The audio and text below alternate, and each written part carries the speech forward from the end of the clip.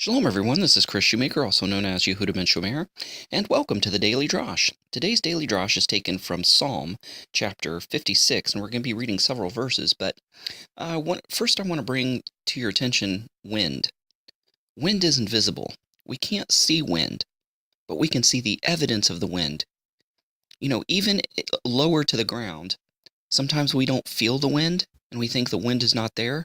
But if we look a little higher and look up into the tops of the trees, we see the tops of the trees swaying. So the wind is higher up. The wind is there. The wind exists.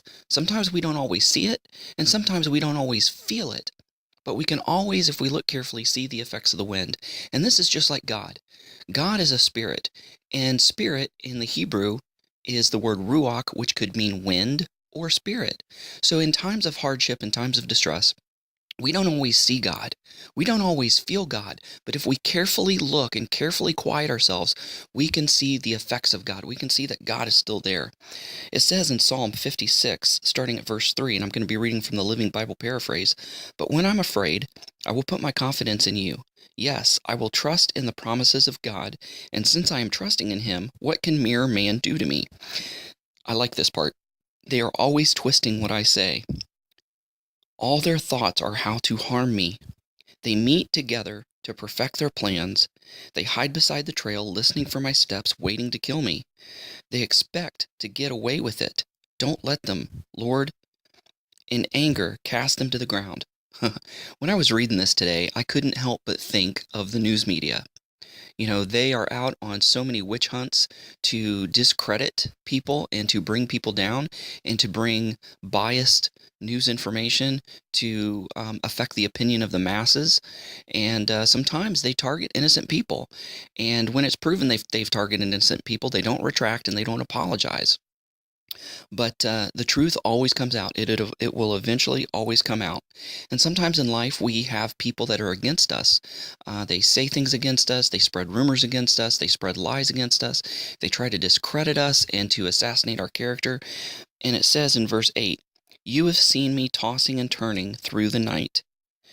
This is so precious. "You have collected all my tears and preserved them in your bottle.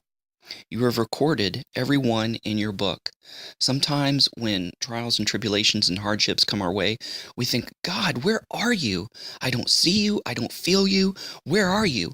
You've abandoned me." But yet it says right here that you have collected my tears and preserved them in your bottle. What are tears? Tears are born from either happiness or grief. Most of the time it's grief, sadness, tragedy. And tears are salty. What is salt? Salt is a necessity of life. Salt is a preservative. So salt is almost like it's almost like money in God's economy. And God saves our tears. He collects our tears in a bottle. How precious is our grief and our sadness to God? How much it matters to him. If he abandoned us, he wouldn't have collected our tears. He wouldn't care about our tears. But because he cares and because he loves us and because he's not abandoned us, even though sometimes we don't see it and we don't feel it, we can rest assured that he's collecting our tears in the bottle. And our tears is like a savings account in heaven.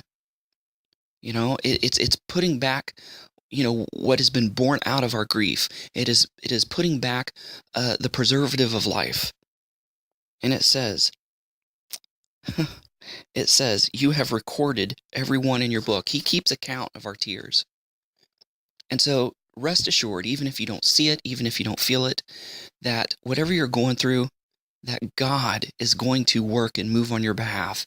It may not be on your timetable, but if you look hard enough and you calm yourself and quieten yourself enough, you may not feel God or see God, but you can see the effects of God working on your behalf in your life because he has saved your tears. He has collected your tears, recorded each one of them. He knows how many number of tears you've cried, and they are precious to him.